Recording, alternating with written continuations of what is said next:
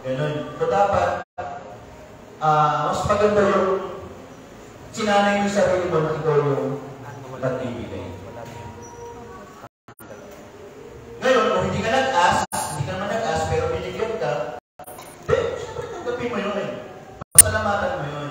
Pero, pagdating kasi sa ethics, mas maganda kasi na hindi kayo nag-ask na pipilitin mo yung tao na bigyan ka kasi Christmas or hihingan mo siya kasi ito nga, may kalipang okasyon. Kundi, quiet na lang, di ba? Kung bigyan ka, Lord, thank you, ginamit ko ang tao na to. Pero, pag hindi, siguro, mas i-practice mo na, hindi ko expect kung may magbibigay sa akin. Hindi, sasanayin yung sarili ko, bilang servant ni God, ako yung magbibigay. At na-apply natin yan, di ba? Dito sa church natin, sa kids, sa youth, may papagamit tayo sa Lord, na may parating, maibigay, yung kanyang mga blessing. Hindi yung mga kids or yung hinihinga natin. Bawa, mga kids, nandito ba kayo kahapon? Hiningan pa nila kayo ng pera. Kids, kayo ka ng pera kasi birthday ni Jesus. Diba hindi naman? Si Jesus ang nagbigay sa atin. Pinag-jollibee tayo ni Jesus. May ginamit si Jesus na mag-sponsor para magparating ng kanyang blessing. So, ganun tayo bilang mga anak ng Diyos. And again, John 3:16, God loved the people. Sabihin mo sa katabi mo, mahal ka ni Lord. And God loved the people of this world so much. Then, dahil doon, ibinigay niya Jesus so that everyone who has faith in Him will have eternal life and never really die. Pag mahal mo si Jesus, naniniwala kay Jesus, at talagang kasama mo si Jesus kung buhay mo, is yung promise niyo, magkakaroon ka ng buhay na walang hanggan. Kasi tanggapin na natin dito sa earth, chapter 2. Diba? Yung mga tumalaw, yung mga pumunta, sila yung nagbigay. Ngayon, kung may magbalik, so that's prosperous siya. That's a point.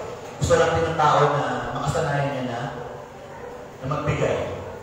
O iba naman, kung ikaw nabigyan, so tanggapin nga, pasalamatan. So, iwag din dito, kapag may mga gawain ng church na caroling, may bawa. Diba tayo yung kumbaga parang tayo yung namamasto doon. Pero, sabi nga, bakit pa tayo may caroling? Ganun din, diba? Yung nakakaalam natin pa, ginagamit din natin to give. Okay? So, hindi siya ginagamit ang sarili na akin lang to. Gagawin ko to for me lang. Na ako lang may inabang. So, hindi. Meron siyang cycle. Kaya, yung mga ganung activities is in-excuse natin yan sa ganitong quotation. Okay? So, again, mas magandang kasanayan na laging tayo mag-give. Sabi nga, kung nagbibigay ka naman, or kung ano yung tinatanim mo, for sure, aanihin mo yun. Magbibigay ka, then, hindi pa kaya sa Lord na hindi ka rin makaka-receive. But the first thing to do is to give. Ano, giving could be, sabi dyan, gano'n siya kapag voluntary and affordable. Godly yan kapag bukal sa puso, yung hindi pilit. So, ito ba sabi sa Corinthians, di ba, pagbibigay ay dapat bukal sa loob at hindi napipilitan. Yan kasi, dapat affordable. Kung talagang afford mo talaga na mag-give, then mag-give ka. Pero kung talagang giving ka ngayon at this moment, tanggapin mo na hindi ka muna nakakapag-bigay. Kasi minsan yung mga tao kasi na kahit hindi afford, ipinipilit na makapagbigay siya.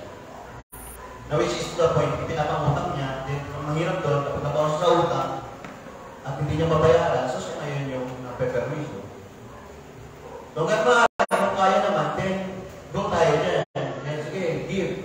Then, kung sa tingin mo, medyo sakto lang, medyo wala ngayon, then naunawaan naman yan. Unang-una niya, kung hindi ka makapagbigay. Kasi hindi naman every year, lagi kang sumasakto na lagi nang meron eh. Minsan nakakaon, minsan talaga short ang budget. Minsan nagamit mo for emergency purposes. Diba? So, tanggapin din natin na minsan, ganun.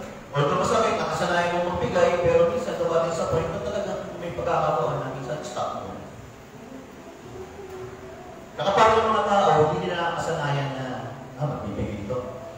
Ganitong man na naman. Bibigyan ako nito, bibigyan ako nito. So, ganun na, nagiging umaasa na sila.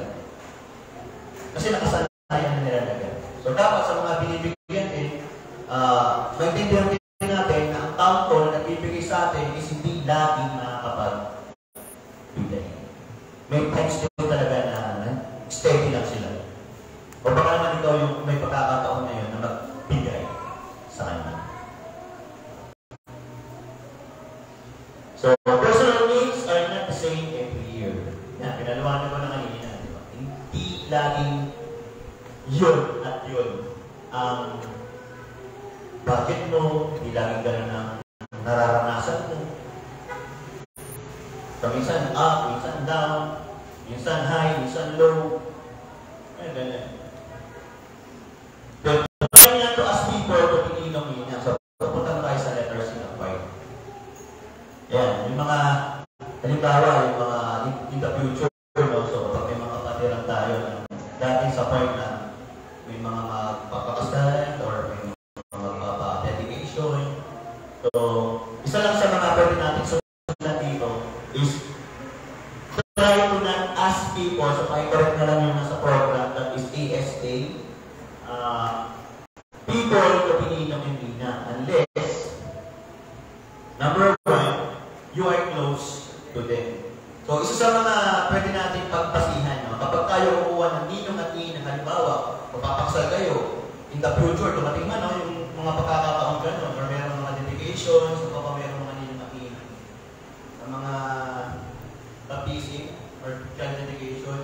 So, kapag gano'n, so isa sa mga pwedeng gawin is dapat nakukunin mo, yung close talaga sa'yo. Kasi kilala mo sila eh. So, hindi mo lang siya umunin dahil mayaman siya, ito mayaman to, kunin ko to. Ito, barangay chairman to ng barangay namin, kukunin ko to. Pero close pa. Close nyo pa sila.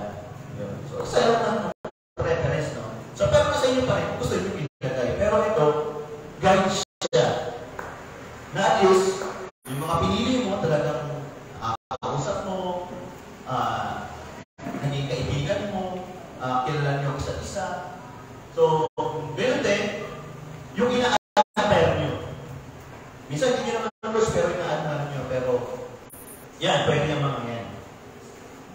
Admire or yung mga tao, mga minamahal nyo, no? sa inyong, sa inyong social life. Okay? Talagang, pero at the same time, like to honor them. Gusto nyo bigyan sila ng parangal or karangalan na maging isang tagagabay or ninong na actually kami, sa part namin, diba last Sunday, na-dedicate yung birthday namin, si Janaya. Actually, hindi namin basta lang kami naglagay. Actually, hindi kami ng authorization, ng permission. Minsan, nagpadala kami ng letter sa kanila na parang yung proposal, kung yes or no. So parang hindi kung nais pa nila or hindi. So, hindi lang basta kami naglagay na, ito,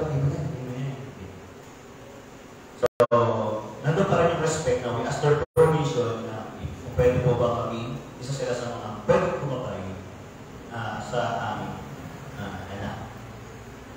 So, maliban pa din, number 2, so, huwag natin gawin na mag-ask no, sa ibang tao na maging ninong at nina.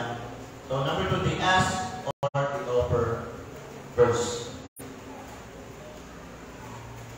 So, maganda rin na nandun din yung initiation. Pwede ba akong maging nino or pwede ba akong maging nina? Then, kung sila ay ready, willing, and able. Kasi merong mga nagiging ninong at nina kasi hindi pa talaga ready na maging pumatubay o hindi pa kayang magbigay ng gabay. So, mas maganda rin rin, isa sa mga pwede natin maging checklist sa pagkuha ng mga pwedeng maging mga godfather or godmother is na kung sila ay nag-ask or nag-offer. Kung hindi man sila nag-ask or nag-offer, kayo yung hihingi ng proposal sa kanila or magbibigay. Para hindi pa rin yung kanilang answer. So that's number 2. Then, number 3. So, ito yung pwede natin gawin na true American or wise men. So, ano yun? Give gifts to Jesus. Yan isa sa mga pwede natin matutuin. At patungkol sa gifts na binigay, number 1, ano yung pwede natin ibigay na gift kay Jesus?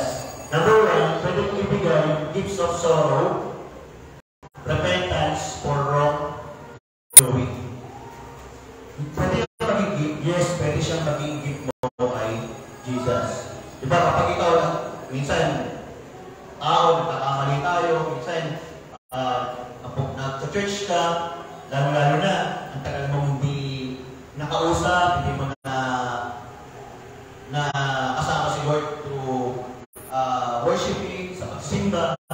So, isa sa mga pwede natin gawin is, isa sa mga pwede natin, kahit hindi bagay, pwede mo ibigay mo regalo na ikaw ay nagsisisi sa iyong mga nagawang pagkakamali or kasalanan. Bawa, Lord, wala ako ngayon na bagay na maibibigay sa iyo, wala akong pera, wala akong mga goal, pero yung gift na pwede kong ibigay sa iyo is nagsisisi ako sa lahat ng mga kamalian na gawa ko sa mga mahal ko sa buhay, sa sino man. Ito yung gusto kong itaas sa inyo ngayon. Na dahil dito, through this, is alam ko magiging payapa ang aking puso.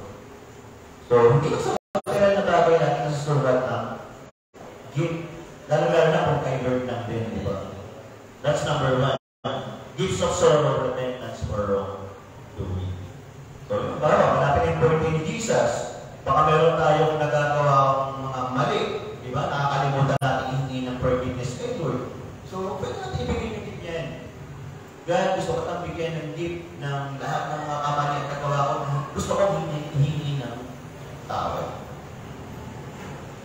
Then sabi sa Psalms chapter 51 verse 17, the way to please you is to feel sorrow. So, deep in our hearts, this is the kind of sacrifice you want to use. Tinatanggihan daw ba ni God? Hindi. Actually, isa rin sa mga gusto makita ni God yan. Lalo-lalo na kung nasa moment tayo talagang nasa mga buhay tayo na puno-puno ng pagkakamali. No? Ito yung isa mga hinahanap din sa atin, Lord. Sa aliman o kaituturan ng ating mga puso. Yung nakita na sa atin na tayo ay nais na magpabalik loob, humingi ng forgiveness sa Kanya. Sa lahat ng mga nagawa natin hindi maganda. At sabi ko, kung itaas ko naman ang itaas natin sa Lord as a gift, hindi niya yung kailanman i-refuse. And sacrifice you want refuse. Then, number 2, ano bang gifts? Okay, gifts of goodness to the needy. So, actually, sa mga mission na nilalakaan ng ating church, sila rin yung ma-reach natin. No? So, that's why, nagkakaroon tayo ng mga iba't ibang ministries and programs para sila ay ma-reach out natin. So, that's why, gumagawa tayo ng mga iba't ibang mga programs para makapaghatid sa kanila ng kabutihan ng Panginoon.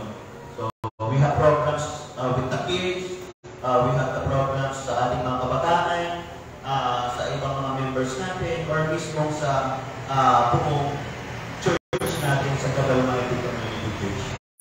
At maging sa labas pa. Kasi minsan ginagamit ka rin, Lord, hindi lang naman sa mga kapatiran mo sa church eh. Minsan ginagamit ka rin sa ibang tao. Okay? So, maganda yan. Sa mga gift na pwede kong ibigay sa Lord is ang makapagpakita ng kabutihan, ang makapagbigay sa mga nangangailangan. Okay. So that's why kapag December, ang daming lumalabas ng mga iba't ibang kinds of gift-giving programs. So yun, maliban sa emotion, so pwede ka na magbigay ng kung anong meron ka na pwede mong bigay sa nangangailangan. So that's not going to give. Then, sabi sa Matthew chapter 25, verse 40, the king will answer, you did it for any of my people. Yan, kapag ginawa mo sila ng mabuti, ano sinabi ni God yan? Yung ginawa mong kabutihan sa iba, you did it for any of my people. No matter how unimportant they seem, you did it for me. So, tandaan natin, yung ginagawa yung sa puso natin na pagpapakita ng kabutihan at pagpipigay sa mga nangangailangan ay kanino natin ginagawa. Walang iba uli sa ating Panginoon. Sa ating Panginoon Jesus. So, bakit ang ginagawa yan? Kasi gift ko yan kay Lord. Hindi para magkaroon siya ng utang na loob sa akin, hindi para kapag ako na kailangan siya, mahinan ko siya, hindi yung ganun po eh. Kundi kaya mo siya ginagawa dahil yan ay handog mo o regalo mo kay Jesus. Bakit ka humingi ng tawag kay Lord? Gift ko yan kay God. Bakit ka nabibigay sa mga nangangailangan? Kasi yan ang regalo mo ngayon sa Panginoon. Wala nang ibang agenda. Tandaan natin, hindi pumapayag si Lord na tumadamay ang kanya. Parang gano'n. Hindi ko pumutak ito. Pero parang gano'n kasi na hindi siya papayag na ikaw lang at ikaw lang.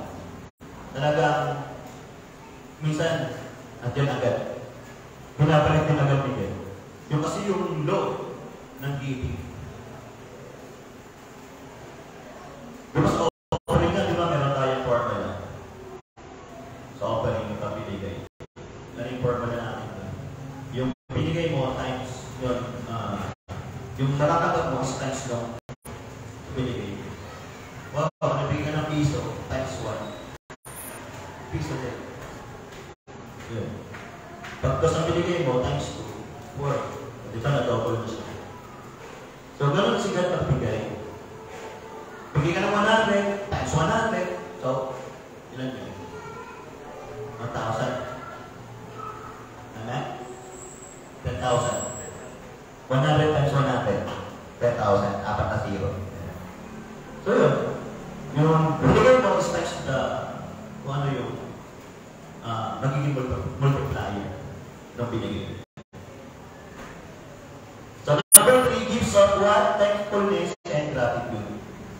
Church, balikan natin from January 2022 until now, ang daming ginawa sa atin ni God, ni Lord. May mga bagay na material, merong hindi, merong mga emosyonal, may social, may pang-spiritual. So lahat yun, i-gather natin. Then balikan ulit natin, then magkaroon tayo ng time to thank the Lord. Magkaroon tayo ng gratitude. Bakit mo gagawin? Again, yan ang pwede mong ibigay na regalo kay Jesus sa nalalapit na birthday niya this 2020. Yung pag-alaala na kanyang naging kapanganan. So, pasalamatan natin. Ang dami niya, di ba? Every day, hindi nagkukulang si God sa mga binibigay niyang blessings sa atin. So, dapat tayo man din is hindi nagkukulang sa pagbibigay ng pasasalamat sa Panginoon. Seen or unseen blessings, pagpasalamat po natin sa Panginoon. So, tayong kamulat sa story na to, sa Luke chapter 17:17-19, Jesus asked, where did I and heal? Di ba sa po ang gumaling? Di ba sa po sila na pinagaling ko? So, what are the other 9? So, ito yung story ng 10 kitoking na pinagaling ni Jesus. Yung after pinagaling, isa lang yung bumalik, yung siyam, walang pakialam after na bumalik. So, why was this foreign year? Ako, ibang ano pa siya, ibang bahay pa siya. The only one who came back to thank God. So, huwag tayong tumulong dun sa siyam na nakakaligtaan na lagi magpasalamat sa Panginoon sa lahat ng mga biyaya or kapapala na natatanggap natin sa Panginoon. Maliit hanggang sa pinaka malaki. So then Jesus told the man, you may get up and go, your faith has made you well. Pero napakabait ni Lord, di ba? Ito, nakalimutan mo siya ng pasalamat.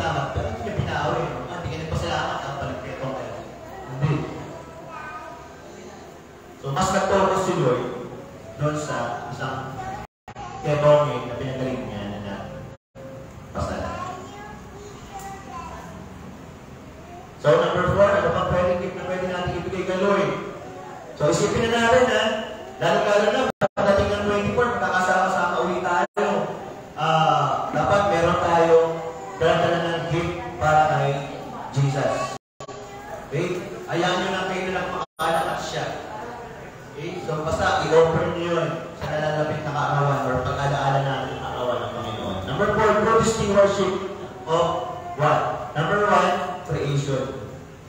Sabi sa mga pwede natin ibigay, yung pangangalaga sa kanyang nilikha. So alam niyo naman na kung yung mga nilikha niya, di ba? Sa part na din, yung kalikasan, yung environment, yung pagpapanatili ng magagandang bagay na nilikha ni Lord. Actually, may suggestion na na para makatulong ko sa environment, yung regalo mo raw, ano palutin?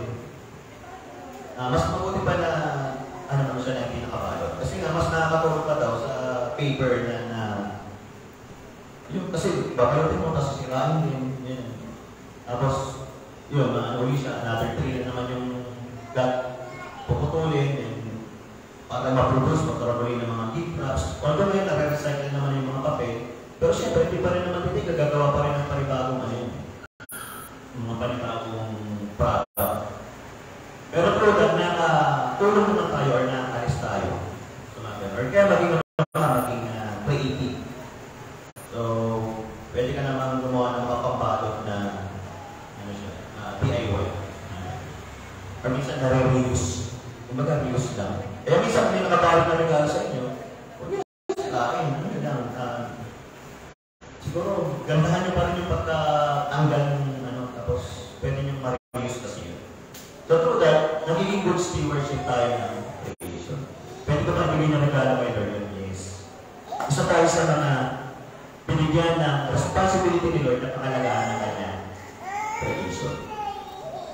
Sabi sa Genesis 2:15, the Lord God put the man in the garden of Eden to take care of it and to look after it. Yan yun, di ba? Yung unang taong as a representative is sa mga job or task na binigay ni God is sa unang tao. Take care, alagaan niya, at lagi niya bantayan or alagaan niya. So, ganyan din tayo as human. Isa tayo sa mga pwedeng pagkatiwalaan ni Lord at pwede natin ibigay as a gift kay Lord yung pagkakaroon ng pag-iingat sa kanyang mga delika. So, maraming bagay yan. Pag-aralan lang natin yung mga cycles, yung mga recycle, reuse, yung mga 4 R's. So, redo, ganun. Pag-aralan natin siya. So, kailangan may care din tayo sa lahat ng creation. Sa environment. Huwag tayo basta-basta magiging tagapangila nito. Then, of course, the body. So, pwede tayo maging good stewardship of the body, yung church, or ng ating katawan. Sabi dito, 1 Corinthians 6, verse 20, you were put at a price, therefore honor God with your bodies. Hello? Hi? Ano pwede ko ibigay na regalo sa kay Lord sa pagbulita ko ng kanyang kaarawan? Alagaan mo ang iyong katawan. Makakasala na naman kayo sa 24 or ito nga siguro nag-start na nila itong mga nakailan sa mga event na na-invite tayo o may mga parating pa. Diba? May 31 pa. Gabi. Meron pang mga kinumagahan. Siyempre, mahabang mga natitira pa yan. Marami pa tayo mga ilalagay sa rep ng mga yan. Tapos, iniitin natin. May mga celebrate ng birthday this month, next month. So, dapat lagi mong ihanda rin sa sarili. So, huwag ka lang laban ng laban. So, huwag mo kalimutan. You need to take care of your body. Lord, ito yung tip ko sa'yo, alagaan ko ang katawan ko. Kasi kapag inalagaan ko ang katawan ko, magiging healthy ako, mas magiging well ako, at mas mapaglilikuran ng todo. Diba? Ang hirap na makapag-serve na meron ka ng iniinda. Yung hap na lang ng katawan mo ang gumagaan. Diba? Ang hirap na. Or minsan, baka nga nakamatay ka na lang. Dahil nakalimutan mo, ingatan ang iyong pangangatawan. Siguro sa amin, may mga palapit na magkaroon ng edad, di ba? So, Lord, ito yung mga pwede po namin ibigay na regalo sa inyo. Iingatan po namin ang aming katawan para sa inyo. So lagi niyo po kami i-remind na hinay-hinay na medyo wag sa sobra, ano, na wag mo nang kalimutan mag-check ng balance. So, thankful yan po. So, napakalaga po yan sa presang mapwede natin ibigay na gift kay God. It's a celebration of His birthday. And, of course, what's the sources? So, alagaan po natin yung bawat, kung anong mga meron tayo. Ingatan po natin na maging good stewardship po tayo, lalo na ng mga bagay na pinagkatiwala sa Panginoon. Bagay man yan or mga member ng ating pamilya. So, yan po ang mga pwede natin maging gift kay Lord as being a good steward. Then, of course, last, maging truthful po tayo. So, paggamit tayo kay Lord sa iba't ibang mga ministries, sa iba't ibang mga ways, patuloy na po natin pag-serve si Lord, worship si Lord. Because, why? Dahil ito isa sa mga pag-memory or pag-alaala ng ating naging kapanganakan. At hindi lang gagawin every December, kundi sa tuwing tayo ay nakaka-experience ng saya at kalakasan ng buhay. Sabi sa John 15:16, you did not choose me, I chose you and sent you out to produce fruit. The kind of fruit that tree does. So yan po ilan sa mga inaasahan sa atin ni Lloyd. Lalo-lalo na this coming 2023. Nakatuloy pa rin tayo magbubunga. So my Father will give you whatever you ask for in my name. In Genesis chapter 28 verse 22, this rock will be your house, and I will give back to you a tenth of everything you give me. So tayo po lahat ay muling tumulog sa Panginoon at tayo po ay manalangin. Aming Diyos, first of all, we want to thank you sapagkat ikaw ang unang gift na na-receive namin sa aming buhay. 2,000 mahigit na ang nakakaraan. Kung saan ikaw na nagmamahal sa amin ay pinagkalooban kami ng inyong bugtong na anak. Kung saan sumapit ng unang paso, Panginoon, at kung saan kung bakit kabubabali ko, Panginoon, upang kami ay iligtas sa aming mga kasalanan. Kailanman hindi kami nasiro sa mga natanggap ng Diyos sapagkat ikaw ang lagi naming regalo na meron kami. Kaya naman, Lord Diyos, sa nalalapit na pagkulitan ng inyong kaarawan this month, nang nakararami sa amin, ay lagi niyo po kaming turuan na dahil kaarawan ninyo, hayaan niyo po kami ang magbigay sa inyo, Panginoon, ng iba't ibang handog. Kayo ang pumaniig, kayo ang kaptag sa heart ng mga anak ninyo na makita nila yung pwedeng maipagkaloob nila sa inyo as a gift to your birthday. Maraming salamat, O God, sapagkat napakaraming hindi na kami pwedeng mag-focus sa mga material na bagay, kundi tinuro niyo sa amin na napakarami pala namin pwedeng ibigay sa inyo as our offering, as part of our worship. At hayaan niyo po maibigay namin yung pinaka-the best, pinaka-expensive na pwede namin maibigay sa inyo. At yung handog na pwede namin maibigay na kung saan mas naibabagay sa inyo, Panginoon. Because Lord, the God who forgives, the God who saves, ang God na magaling, mabuti, napakarami, Lord, na pwedeng gift na i-lift up namin sa inyo sapagkat nasa inyo po ang lahat. And once again, we thank you, Lord God, for reminding us na lalong-lalo na higit sa lahat yung maging good steward kami ng aming pangatawan ng isa't isa, Panginoon Diyos. At maraming salamat din sa mga sandaling ito sapagkat alam namin sa pag-celebrate namin ng inyong arawan is sa pang-bless na binibigay nyo sa amin is yung makasama namin yung aming mga mahal sa buhay to celebrate kasama sila para muli muling balikan ang inyo pong kapanganakan. Hindi lang pa sa kapanganakan, kundi ang Diyos ay pinanganak para iligtas kami sa aming mga kasalanan. God, thank you so much. At hindi pa dito natatapos ang aming mga pagninilay tungkol sa inyong salita. Patuloy na kayo po, Lord God, ang siyang makaliit namin, patuloy na makausap namin sa mga oras na natitira for this day.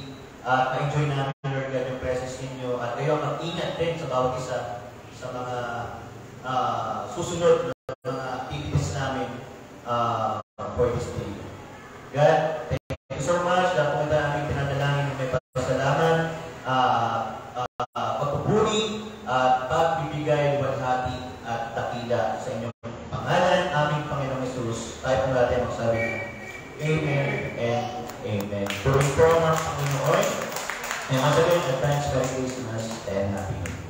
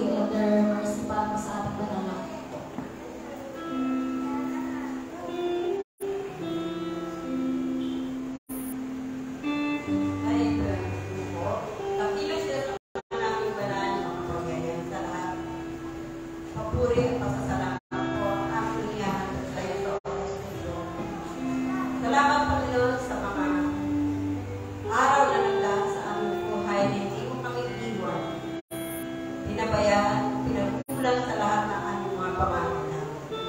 Salamat po, Panginoon, sa kalakasan ng aming mga magawa, Panginoon. Kaya naman po, Panginoon, iyahandog namin, Panginoon, ang aming mga buhay sa iyo upang maging kasangkapan mo sa iyong mga gawa. Salamat, Panginoon, sa mga biyaya mo, Panginoon. Kaya naman po, Ama, sa oras na ito, tinataas ko po ang mga kapatandong na narito sa aming harapan. Yung nga po, basta magamit ito, Panginoon, sa ikaw. Malahati na yung banal na Panginoon. Salamat po, Ama, sa lahat ng ito. Sa iyo ang papuri, pasasalamat. Sa tayong pangalan ni Jesus, ang lahat ay magsabi na, Amen.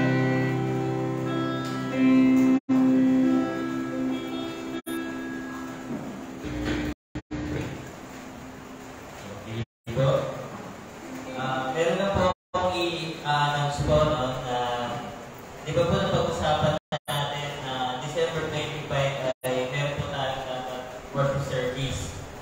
So, due to Public demand ba? Due to inconsistent evidence. Di ba? Bali po, ang worship service po ng December 25, which is Sunday, ay ina-cancel na po. Okay? Dahil din po, 25 is to give way, no, for family reunions and celebrations. Okay? Kasi po, 24, meron na tayo, takinumagahan. Ano na naman. So, cancel na po yung December 25 na service. So, paghahanda na lang natin yung 24. So, na-bless ako sa message, lalo na dun sa hinihinay. Actually, pinag-iisipan ko na. Isang hiwa lang. Kada menu, isang sandok. Pag ano na mga ko, isang slice lang. Diba? Nagluluto pa naman ako ng kalabal. Ay? Okay lang yan po. Ha? Okay lang yan. Okay lang yun mo. Lutuin ang dapat. Sige po. Tayo po ay manalangin. At atin po isama sa panalangin ang ating kapatid na si Pastora Tess sa kanyang continuous healing po. Tayo po ay manalangin. O aming Diyos, maraming salamat po. Tunay na napakabuti mo, Panginoon Diyos. Salamat, Panginoon, sa iyong ginamit mo upang ihatid ang inyong mensahe sa aming kalagitnaan. At tunay nga po, Panginoon, isang bagay na regalo na aming pinapasalamat ay yung dakilang bagay na ginawa mo para sa lahat. At yun ay ang kaligtasan. At ang iyong pagmamahal, O Diyos. Ngayon naman, Panginoon Diyos, ay tulungan mo kami, gabayan, alalahanan, na maialay natin ang aming mga sarili bilang regalo para sa iyo. Panginoon, tatawarin mo kami, Lord, kung dumadating ang pagkakataon na kami ay nakatalo ng aming pagkatao. Lord, linisin niyo kami sa aming mga bagay na ito na nagawa na hindi nagbigay ng kaluturan. Ngayong darating na kapaskuhan, Panginoon, naway turuan niyo ang bawat pamilya, ang bawat tao na huwag tumingin sa kung anuman ang uri ng Pasko na ibinibigay ng mundo ito. Kundi tignan ang uri ng Pasko na pinaparating mo sa bawat isa. At yan ay ang pagbibigayan, pagmamahalan, at higit sa lahat, ang pagtanggap sa kahinaan ng bawat isa. Ngayon din, Panginoon, ay aming